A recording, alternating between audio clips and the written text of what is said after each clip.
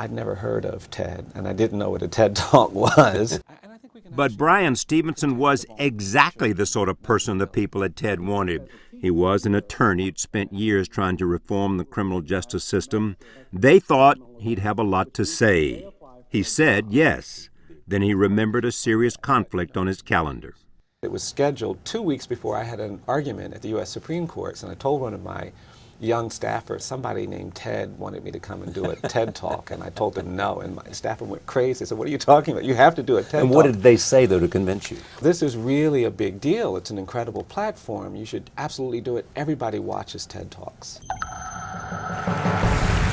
Being here at TED and seeing the stimulation here. In March of 2012, Bryan Stevenson took the stage at the annual TED conference in Long Beach, California. He was one of more than 60 speakers that week. We have a system of justice in this country that treats you much better if you're rich and guilty than if you're poor and innocent. Wealth, not culpability, shapes outcomes. You're an inspiring person. Thank you so much. The person who put Bryan Stevenson on the stage was Chris Anderson, the man who runs TED.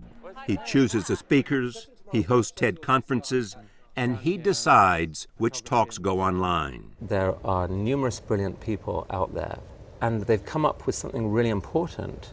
And so part of the way we see our role is to help them make their knowledge accessible. It's a campfire in part, isn't it? It is a campfire. Someone stands up, everyone's eyes are upon them, they tell a story.